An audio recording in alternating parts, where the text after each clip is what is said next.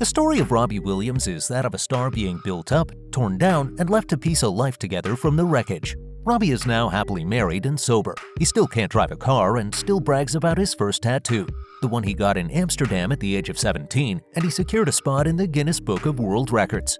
Born on February 13, 1974 in Stoke-on-Trent, Robert Peter Williams became Robbie and emerged onto the pop scene in 1990 under the guidance of band manager Nigel Martin-Smith. This is how it happened.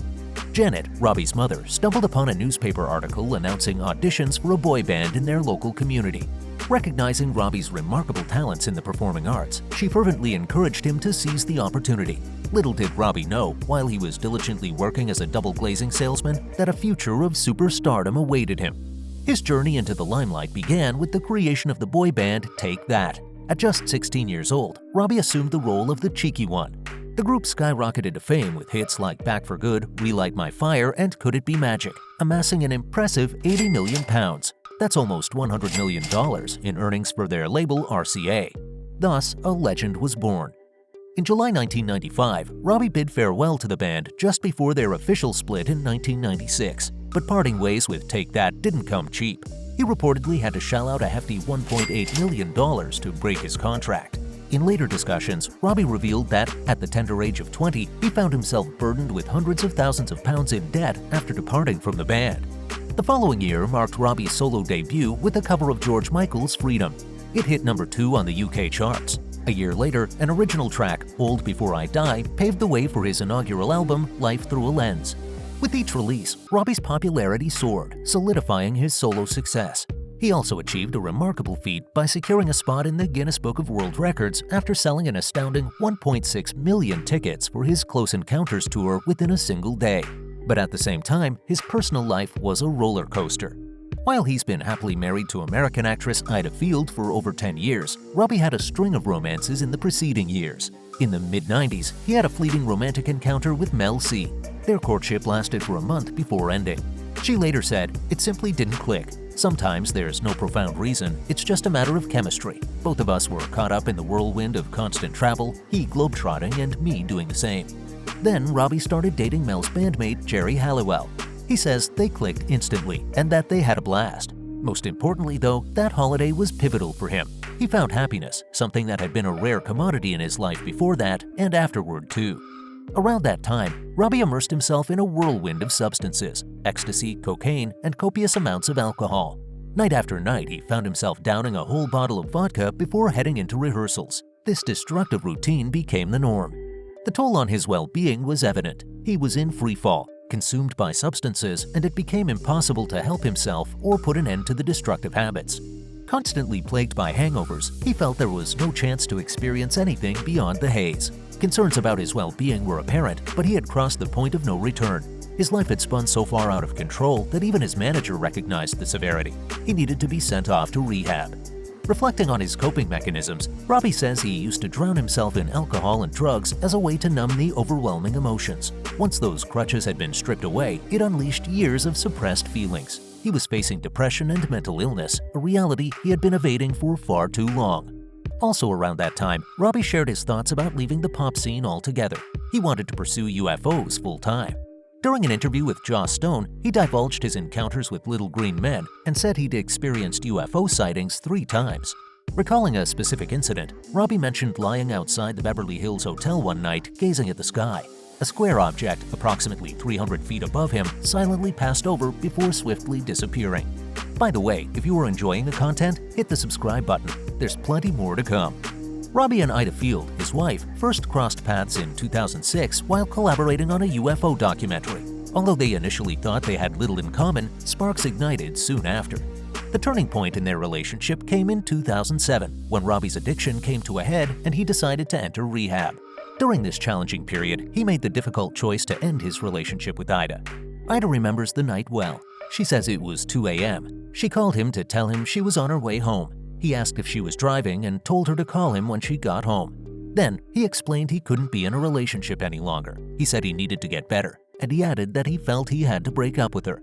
Ayda understood. She knew he was unwell and that his addiction was getting the better of him, and all she wanted was for him to recover.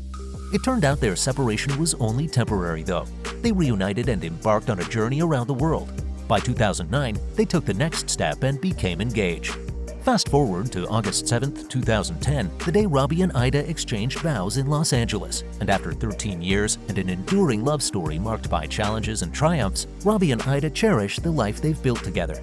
With a start like that, Robbie and Ayda are no strangers to embracing significant transformations. They offloaded not one but two of his opulent residences recently, raking in a substantial $55.25 million in total sales.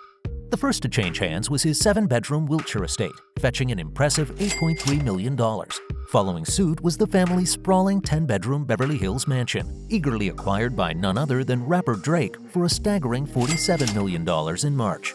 Then, they listed their breathtaking $30 million Swiss mansion. Finally, the two acquired a lavish $60 million property in the exclusive Holmby Hills neighborhood in LA. Funny Girl actress Fanny Brice once owned the property. The new estate comprises a main residence and 3 distinct guest houses, offering ample space for the couple and their young children. So here's a Robbie Williams story for the ages. He doesn't drive, yet at the age of 18, Robbie was so captivated by Elton John's impressive car collection that he decided to splurge more than $1 million to rival his idol. After seeing Elton's fleet of cars, including Ferraris and Aston Martins, neatly housed in each garage of his phenomenal residence, Robbie promptly bought a Porsche, a Ferrari, a mysterious Mercedes Russian gangster car, and an Aston Martin. Reflecting on the extravagant purchase, Robbie said he'd bought 5 cars, each costing a cool $200,000. They were all delivered at the same time, and he remembered thinking, "What the heck have I done?" A few days later, he had to sell them because, well, he didn't even have a license. Despite the audacious car-buying spree, Robbie wasn't spurred to obtain a driver's license. He's just not interested. The man is a self-proclaimed night owl. Unlike the typical early riser, Robbie prefers to stay up until 6 a.m., kickstarting his day with the first meal at 5 p.m. He says he doesn't adhere to the conventional morning routine. Contrary to speculations of fasting to lose weight, he's just been extending his sleep. He's wired to be a night owl. It's his natural rhythm. Above all, he is most productive between 1 a.m. and 5 a.m., so he rises at noon, has his first meal at 5 p.m., and feels satiated. However, he confessed to maintaining a virtuous routine, reserving only 1 day for indulgence in fast food and sugar. Robbie has more than 20 tattoos all over his body. He showcased his inked physique while enjoying a dip in his mosaic swimming pool on Insta. Now, this is fascinating in itself because a tour of Robbie Williams' tattoos is a tour of the man himself. Robbie's first tattoo was a Celtic cross, a symbol he saw as protection from his Catholic upbringing. Inked in Amsterdam at 17, it replaced a lost cross necklace. He also has a tat of a pyramid and UFO. It is based on a design by renowned American artist Keith Haring and was inspired by the vibrant New York City graffiti subculture of the 1980s. Then there is the adorable teddy bear. It was inked as a sweet homage to his daughter, Theodora, born in 2012. On his right arm, Robbie proudly sports the Coco Chanel logo, a touching tribute to his 5-year-old daughter, Coco. Robbie was in Amsterdam when he had a Maori prayer tattooed on his left shoulder. The print, which features a shark and the sea, took a whopping 3 hours to ink. Robbie chose to adorn his wedding ring finger with the letter A, a poignant symbol representing his deep and enduring love for his wife, Ayda Field. Ayda took to Instagram to share her apprehension about her husband's upcoming Netflix documentary. She opened up about the influx of messages she received regarding the documentary, leaving her feeling exceptionally exposed. She drew a vivid analogy, describing the experience as if fans were peeking into the most intimate corners of their lives, stating it felt like the public was looking through their underwear drawer.